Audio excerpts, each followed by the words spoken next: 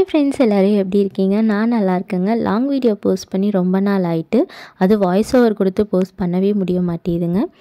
இன்றைக்கி நம்ம என்ன பார்க்க போகிறோன்னா, மீன் வச்சு ஒரு 4 விதமான ரெசிபீஸ் தான் பார்க்க போகிறோம். அதுக்கு வந்துட்டு நான் வாவல் மீன் எடுத்திருக்கேங்க. உங்களுக்கு எந்த விதமான மீன் வேணாலும் நீங்கள் எடுத்துக்கலாம்.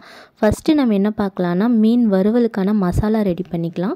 இது ரொம்ப நல்லா இருந்துச்சு, டேஸ்ட்டாகவும் இருந்துச்சு. அதுக்கு ஃபஸ்ட்டு ஓமம் 1 ஸ்பூன், சீரகம் 1 ஸ்பூன், வரமல்லி 1 ஸ்பூன், இது 3யுமே நல்லா ட்ரை ரோஸ்ட் பண்ணிவிட்டு அதோட kasuri methi, Kashmiri red chilli powder, அதுக்கப்புறம் காரத்துக்கு தனி மிளகாத்தூள் போட்டுக்கலாம்.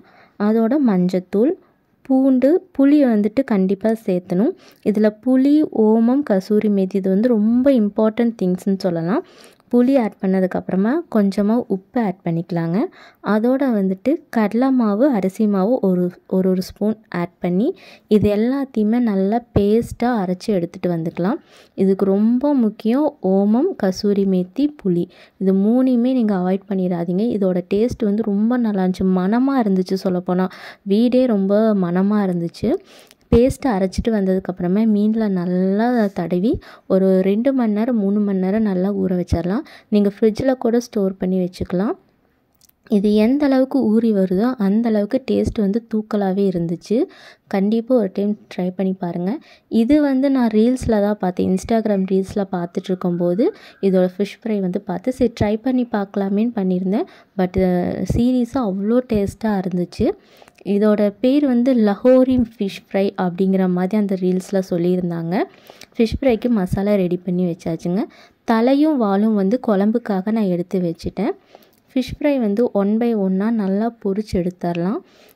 இது நான் டீப் ஃப்ரை பண்ணுறதா இருந்தாலும் பண்ணிக்கலாம், இல்லை ஷாலோ ஃப்ரை பண்ணுறதா இருந்தாலும் பண்ணிக்கலாம். வீட்டில் மோஸ்ட்லி இந்த டீப் ஃப்ரை பண்ணால் மட்டும்தான் விரும்புவாங்க. ஷாலோ ஃப்ரை மசாலா வேகலை அப்படின்னு சொல்லி ஏதாவது ஒரு சின்ன சின்ன குறைகள் வரதான் செய்யும். ஸோ நான் என்ன பண்ணேன்னா, பாப்பாவுக்கு மட்டும் ஒரே ஒரு மீன் மட்டும் ஷாலோ ஃப்ரை பண்ணி கொடுத்துட்டேங்க. மற்ற 3யும் நாங்கள் டீப் ஃப்ரை பண்ணிட்டோம். கட்லெட் நெக்ஸ்ட்டு என்ன பார்க்க போகிறோன்னா, நம்ம கட்லெட் எப்படி பண்ணுறது. ஃபிஷ் கட்லெட் செய்கிறதுக்கு மீனை நல்லா வேக வச்சு முள் இல்லாமல் உதிர்த்து எடுத்துக்கோங்க. இந்த மீனில் அதிகமாக முள் இருக்காது, ஸோ ஈஸியாகவே உதிர்த்து எடுத்துட்டேன். இதுக்கு தேவையான பொருளெல்லாம் பார்த்துட்டிங்கன்னா, உருளைக்கிழங்கு, மஞ்சள் தூள், வெங்காயம் ரொம்ப பொடி பொடியாக நறுக்கி வச்சுக்கோங்க. அரிசி மாவு, மல்லித்தூள், மிளகாய்த்தூள், கரம் மசாலா, குருமிளகு பொடி, உப்பு, அதுக்கப்புறம் கொத்தமல்லி, உதிர்த்த மீன், இது எல்லாத்தையுமே நல்லா உருளைக்கிழங்கு வேக வச்சு எடுத்துருக்காங்க. இது எல்லாத்தையுமே நம்ம இப்போ என்ன பண்ண போகிறோம் அப்படின்னா, நல்லா ஒன்று சேர்த்த சப்பாத்தி மாவு பதத்துக்கு நல்லா பிசைஞ்சு எடுத்துக்கலாம். ரொம்ப ஈஸியாகவும் இருக்கும். இதில் இருக்கிற மசாலாஸ் நான் காரம் கம்மியாக பாப்பாக்காக செஞ்சுருக்கேன். நீங்கள் காரம் அதிகமாக போடுறதா இருந்தால் குருமிளகுத்தூள் அதிகமாக ஆட் பண்ணிக்கோங்க. அப்போ டேஸ்ட்டு கொஞ்சம் டிஃப்ரெண்ட்டாக சூப்பராக இருக்கும். அதே மாதிரி பச்சை மிளகாய் ஆட் பண்ணுறதா இருந்தாலும் பண்ணிக்கோங்க. இது எல்லாமே ஆப்ஷனல் தான்.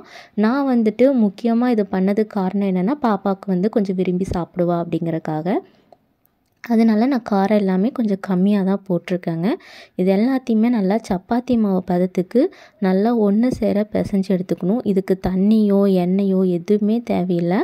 அதில் இருக்கிற தண்ணியே கரெக்டாக இருக்கும். நீங்கள் பிசைய நல்லா ஒன்று சேர்ந்து வந்துடும். இதை நான் ஃபிங்கர் ஃபிஷ் மாதிரி ஒரு 2 எண்ணம் மட்டும் பண்ணிட்டேன். ஏன்னா அவங்க கொஞ்சம் பிடிச்சி சாப்பிட்றது கொஞ்சம் ஈஸியாக இருக்கும் அப்படிங்கிறக்காக.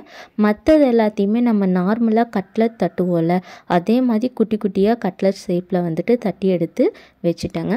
இதை நம்ம என்ன பண்ண போகிறோன்னா, முட்டை ஒரு 2 முட்டை இல்லாட்டி 1 முட்டை நல்லா பீட் பண்ணி எடுத்துக்கலாம். அந்த முட்டையில் கொஞ்சம் உப்பு, மிளகுத்தூள் போட்டுக்கோங்க. ப்ரெட் க்ரம்ஸும் கொஞ்சம் ப்ரெட்டு ஒன்று இருந்துச்சு, ஸோ அதை க்ரம்ஸ் பண்ணி எடுத்து வச்சுட்டேன். இது ரெண்டும் டீப் ஃப்ரை பண்ணுறதா இருந்தால் கண்டிப்பாக இது தேவை. ஷாலோ ஃப்ரை பண்ணுறதா இருந்தால் நீங்கள் அப்படியே ஃப்ரை பண்ணி கொடுத்துர்லாம், நல்லாவும் இருக்கும். நல்லா முட்டையில் ஃபஸ்ட்டு மீனை டிப் பண்ணிவிட்டு அதுக்கப்புறம் அந்த ப்ரெட் க்ரம்ஸில் போட்டு ஒரு புரட்டி எடுத்து நீங்கள் ஸ்டோர் பண்ணிடுங்க. இதை இதுவும் கிட்டத்தட்ட ஒரு 2 மணி நேரம் 3 மணி நேரம் ஃப்ரீசர் இல்லாட்டி ஃப்ரிட்ஜில் வச்சிங்க அப்படின்னா ரொம்ப நல்லாயிருக்கும் பொரிச்சு எடுக்கும்போது. இதே மாதிரி 1 பை 1 எல்லாத்தையும் இதே மாதிரி பண்ணி எடுத்துக்கோங்க. இந்த ஃபிஷ் கட்லட் வந்துட்டு செய்கிறது கொஞ்சம் கஷ்டமாகவும் இருக்கும். ஏன்னா நம்ம மீனை உதிர்த்து அதுக்கப்புறம் இந்த மாதிரி செய்கிறதுக்கு கொஞ்சம் முடப்பட்ட வேலை தான். இருந்தாலும் இந்த மாதிரி செஞ்சு சாப்பிடும்போது கொஞ்சம் டிஃப்ரெண்ட்டாகவும் சாப்பிட்ட மாதிரி ஒரு ஃபீல் இருக்கும். அதுக்காக தான் முக்கியமாக குழந்தைகளுக்கெல்லாம் நம்ம மீன் கொடுக்கும்போது அவங்க பக்கத்தில் உட்காந்து ஒவ்வொன்றா எடுத்து கொடுக்கும்போதே கிட்டத்தட்ட ஒரு 2 மணி நேரம் ஆயிடும் கண்டிப்பாக. அதுக்கு நம்ம இந்த மாதிரி செஞ்சு கொடுத்துட்டோம் அப்படின்னா அவங்க டக்குன்னு அதை சாப்பிட்டுப்பாங்க. அவங்களுக்கு கொஞ்சம் ஈஸியாக இருக்கும். நான் எல்லாத்தையுமே 1 பை 1 ஒரே மாதிரி செஞ்சு எடுத்துட்டேங்க. இது அப்படியே வந்துட்டு ஃப்ரிட்ஜில் வந்துட்டு ஒரு 2 மணி நேரம் நான் வைக்க போகிறேன். சமையல் முடிச்சுட்டு பொரிக்கிற ஐட்டமில் லாஸ்ட்டாக அதை நம்ம பொரிப்போம். அதனால் 2 மணி நேரம் வச்சு எடுத்திருந்தேன். மீன் பொரிச்சதுக்கப்புறமா அதே எண்ணெயில் வந்து கட்லட்டையும் பொரித்து எடுத்துட்டாங்க. கட்லட் ரொம்ப கிறிஸ்பியாக இருந்துச்சு. வெளியே ரொம்ப கிறிஸ்பியாக உள்ளே சாஃப்டாக செம்ம டேஸ்ட்டாக இருந்துச்சு. கண்டிப்பாக ட்ரை பண்ணி பாருங்கள். அதுக்கப்புறம் மீன் குழம்பு. இந்த மீன் குழம்புக்கு தேவையான ஐட்டம்ஸ் எல்லாமே வந்துட்டு 1 பை 1 நான் சொல்லிடுறேங்க. மீன் வந்துட்டு தலையும் வாலும் மட்டும்தான் நான் போட போகிறேன். பாடி பார்ட் எல்லாமே வந்துட்டு நான் ஃபிஷ் புட்டு இதெல்லாம் செய்கிறக்காக எடுத்துட்டேன். புளி வந்து நல்லா கரைச்சி எடுத்து வச்சுருக்கேன் புளி தண்ணி. இந்த புளி தண்ணியில் தக்காளி குட்டி குட்டியாக கட் பண்ண தக்காளி ஃபஸ்ட்டு நான் ஆட் பண்ணிக்க போகிறேன். இந்த மாதிரியும் நீங்கள் பண்ணலாம். நார்மலாக கடாயில் போட்டு வதக்கிறதா இருந்தாலும் வதக்கிக்கலாம். நான் எல்லாத்தையுமே இந்த ரசத்துக்கு கரைக்கிற மாதிரி கரைச்சி அதுக்கப்புறமா ஊற்றுவேன். இது ஒரு டேஸ்ட்டு டிஃப்ரெண்ட்டாக இருக்கும். ஃபஸ்ட்டு புளி தண்ணியில் தக்காளி எல்லாத்தையும் போட்டுடலாம். அதோட இஞ்சியும் பூண்டும் நல்லா வந்து குட்டி குட்டியாக சாப் பண்ணி வச்சுருக்கேன். அந்த இஞ்சி பூண்டு வெங்காயம் கொஞ்சம் கொஞ்சம் எடுத்து இதில் போட்டு நல்லா கரைச்சிக்க போகிறேன். இதை நல்லா மிக்ஸ் பண்ணி நல்லா கை விட்டு கரைக்கும் போது இன்னும் நல்லாயிருக்கும். நீங்கள் இந்த மீன் குழம்ப வந்துட்டு ஃபஸ்ட்டு டே சாப்பிட்றத விட நெக்ஸ்ட் டே சாப்பிட்டிங்கன்னா ரொம்ப டேஸ்ட்டாக இருக்கும். அந்த இன்க்ரீடியன்ட்ஸ் எல்லாமே சாறு எல்லாமே நல்லா இறங்கி செம்ம டேஸ்ட்டில் இருக்கும். ஃபஸ்ட்டு பூண்டையும் இஞ்சியும் வந்துட்டு நல்லா நறுக்கி வச்சதை போட்டுக்கலாம். அதோட வெங்காயம் கொஞ்சம் எடுத்துருக்கேன். எல்லாத்தையும் நல்லா மிக்ஸ் பண்ணிக்கலாங்க. கண்டிப்பாக இந்த மீன் குழம்பு ஒரு டைம் ட்ரை பண்ணி பாருங்கள். அடிக்கடி செய்வீங்க. இது உங்களுக்கு இப்படி வந்து கரைச்சி செய்ய இஷ்டம் இல்லை அப்படின்னா நீங்கள் வடைச்சட்டியில் போட்டு வதக்கி கூட செய்யலாம். நான் குழம்பு மிளகாத்தூள் எடுத்திருக்கேன். நீங்கள் வீட்டில் வந்துட்டு அரைச்சி வச்சுருக்க குழம்பு மிளகாத்தூள் இருந்தாலும் எடுத்துக்கோங்க. நான் ஆச்சியோடதை எடுத்திருக்கேன். அது ஒரு 2 ஸ்பூன். அதுக்கப்புறம் கலருக்காக காஷ்மீரி மிளகாத்தூள் போட்டிருக்கேன்.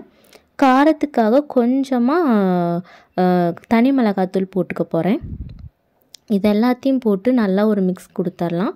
இதோட வந்துட்டு மஞ்சத்தூள் கொஞ்சம் ஆட் பண்ணிக்கோங்க.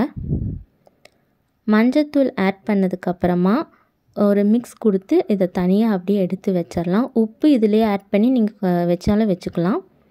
உப்பும் லைட்டாக ஒரு 1/2 ஸ்பூன் இல்லாட்டி 1 ஸ்பூன் மட்டும் போட்டு எடுத்து வச்சிட்றேங்க நான். அதுக்கப்புறம் ஒரு சட்டியில் மண் சட்டி இருந்துச்சுன்னா ரொம்ப நல்லது. மீன் குழம்பு கறி குழம்புக்கெல்லாம் மண் சட்டியில் வச்சா தான் ரொம்ப நல்லாயிருக்கும்.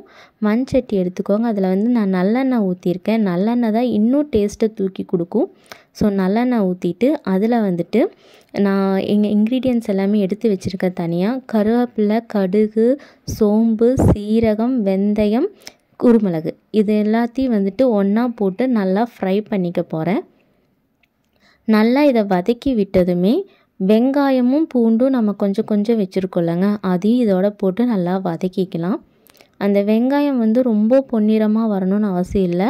லைட்டாக கண்ணாடி பதத்துக்கு வந்ததுக்கப்புறமே அந்த புளிக்கரைசல் நம்ம எடுத்து வச்சுருக்கோம்ல, அந்த புளிக்கரைசல் இதோட ஆட் பண்ணிக்கலாம். நல்லா வெங்காயத்தை போட்டு நல்லா ஒரு மிக்ஸ் கொடுத்துர்லாங்க. இது நல்லா வதக்கினதுக்கப்புறம் அந்த புளிக்கரைசலும் ஊற்றிட்டு நல்லா ஒரு கொதி வரும். நம்ம வந்துட்டு மீனோட தலையும் வாலும் தான் எடுத்து வச்சுருக்கோம்.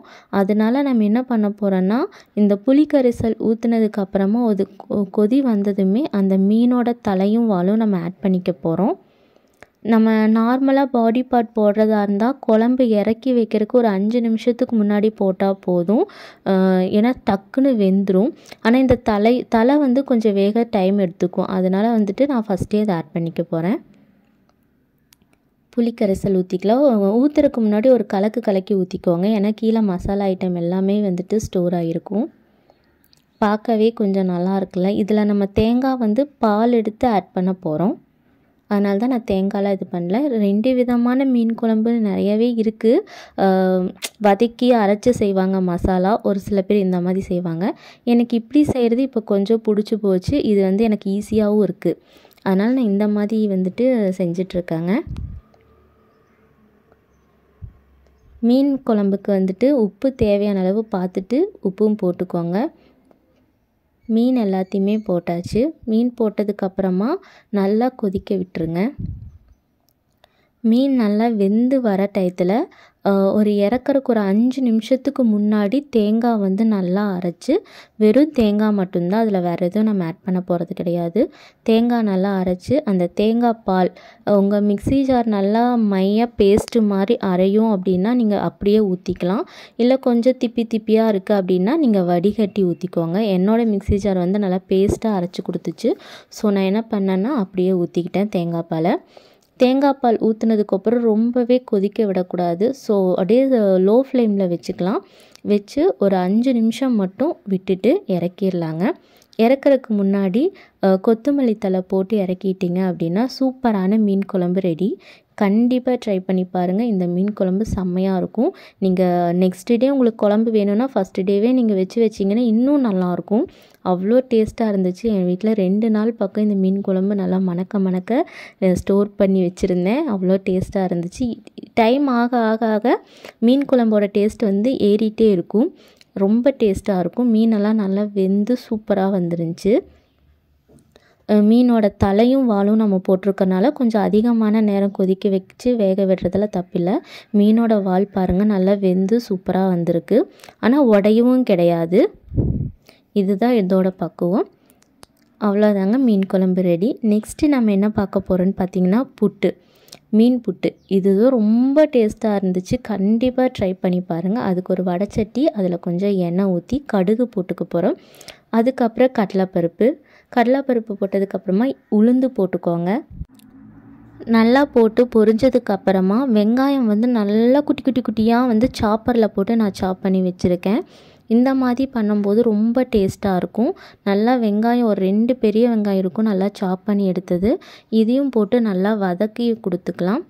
இது நல்லா வதங்கினதுக்கப்புறமா இதுவும் லைட்டாக கண்ணாடி பதம் வந்தால் போதும். வெங்காயம் நல்லா வதங்கினதுக்கப்புறமா இதில் நம்ம மசாலாஸ் எல்லாமே ஆட் பண்ணிக்கலாங்க. அதுக்கு சீரகத்தூள் வந்துட்டு 1 ஸ்பூன், மல்லித்தூள் 1 ஸ்பூன், ரெட் சில்லி பவுடர் ஒரு 1/2 ஸ்பூன் போட்டுக்கோங்க. அதோட கலருக்காக Kashmiri red chilli powder 1 spoon add பண்ணியிருக்கிறோம். அவ்வளோதான். இதுக்கு மேலே மசாலா இதுக்கு எதுவுமே தேவையில்லை. இந்த வெங்காயத்தோடு சேர்த்து இந்த மசாலா எல்லாத்தையுமே நல்லா வதக்கி விட்டீங்க அப்படின்னா நல்லா ஒன்று சேர்ந்து வரும். இது நல்லா வதங்கினதுக்கப்புறமா வெங்காயத்துக்கும் இந்த மசாலாவுக்கும் கொஞ்சமாக ஒரு 1/2 ஸ்பூன் அளவுக்கு நீங்கள் உப்பு ஆட் பண்ணிக்கோங்க. உப்பு போட்டதுக்கப்புறமா லைட்டாக ஒரு வதக்கிடலாங்க. உப்பு வந்து எல்லாத்துக்குமே நல்லா ஸ்ப்ரெட் ஆகணும். அதுக்காக வெங்காயம் இந்த மாதிரி குட்டியாக கட் பண்ணால் தான் இந்த மாதிரி நல்லா பொரிஞ்சு வர மாதிரி நல்லா டேஸ்ட்டும் கொஞ்சம் தூக்கலாக இருக்கும். இதோட நான் முட்டை ஆட் பண்ணிக்க போகிறேன். 2 முட்டையை வந்து நல்லா பீட் பண்ணி எடுத்து வச்சுருக்கேங்க. இந்த வெங்காயத்தோட இந்த முட்டையை போட்டு நல்லா ஒரு வதக்கிடலாம். மீடியம் ஃப்ளேமில் வச்சுக்கோங்க. ஹை ஃப்ளேமும் வேண்டாம், ஸ்லோவாகவும் வேண்டாம். மீடியம் ஃப்ளேமில் வச்சுட்டு முட்டையும் அந்த மசாலாவோட வெங்காயமும் நல்லா மிக்ஸ் ஆகி நல்லா பொரியல் மாதிரி வரும். அந்த மாதிரி வந்ததுக்கப்புறம் நம்ம மீனை வந்து முள் இல்லாமல் எடுத்து வச்சுருக்கோம்லங்க, அந்த மீன் வந்து உதிர்த்த மீனையும் இதோட ஆட் பண்ணிக்கலாம். மீடியம் ஃப்ளேம்லேயே இருக்கட்டும். கொஞ்சம் கூட ஃப்ளேமை வந்து ரைஸ் பண்ணிட வேண்டாம். இந்த மீன் எல்லாத்தையுமே போட்டதுக்கப்புறமா நல்லா ஒரு மிக்ஸ் கொடுத்துட்டே இருங்க. மீனுக்கு வந்து நம்ம உப்பு போட்டு வேக வைக்கல, அதனால் அப்போவும் கொஞ்சம் லைட்டாக உப்பு போட்டுக்க போகிறோம். ஹெவியாக எதுலேயுமே ஆட் பண்ணிடாதீங்க. ஏன்னா வெங்காயத்தில் தனியாக இதில் தனியாக போடும்போது 2 மிக்ஸ் ஆகி வரும்போது கரெக்டாக இருக்கும். இதை நல்லா வந்துட்டு ஒரு மீடியம் ஃப்ளேமில் வச்சு நல்லா மிக்ஸ் கொடுத்துட்டே இருக்கணும். அப்பப்போ மூடி வச்சு ஒரு கிறிஸ்பியாக வர்ற அளவுக்கு நீங்கள் மிக்ஸ் கொடுத்துட்டே இருந்தீங்கன்னா நல்லா பொரிஞ்சு நல்லா கிறிஸ்பியாக வந்துடும். ஃபைனல் டச்சாக நம்ம என்ன பண்ண போகிறோம் அப்படின்னா கொத்தமல்லி தழை, அதோட குருமிளகு பொடி, அதோட சிக்கன் மசாலா இது எல்லாமே ஃபைனலாக மேலே போட்டுட்டு ஒரு 2 நிமிஷம் மட்டும் நல்லா இந்த மாதிரி வதக்கி விட்டுட்டே இருந்தீங்க அப்படின்னா சூப்பரான மீன் புட்டு ரெடி. இது மீன் பொடி மாசுன்னு சொல்லலாம். டேஸ்ட்டு ரொம்ப நல்லாயிருக்குங்க. நீங்கள் குழந்தைகளுக்கெல்லாம் வந்துட்டு கொடுக்கணும் அப்படின்னா இந்த கட்லெட்டு அதுக்கப்புறம் மீன் போட்டு கண்டிப்பாக ட்ரை பண்ணி பாருங்கள். அடிக்கடி செய்வீங்க. மீன் வந்துட்டு முள் அதிகமாக இல்லாத மீன் வாங்கிட்டிங்கன்னா கொஞ்சம் க்ளீன் பண்ணி எடுக்கிறதுக்கு உங்களுக்கும் ஈஸியாக இருக்கும். இந்த 4 ரெசிபீஸுமே உங்களுக்கு ரொம்ப பிடிச்சிருக்குன்னு நினைக்கிறேன். ரெசிபீஸ் எல்லாமே ட்ரை பண்ணி பாருங்கள். நெக்ஸ்ட் vlogல பார்க்கலாம். பை. தேங்க்ஸ் ஃபார் வாட்சிங்.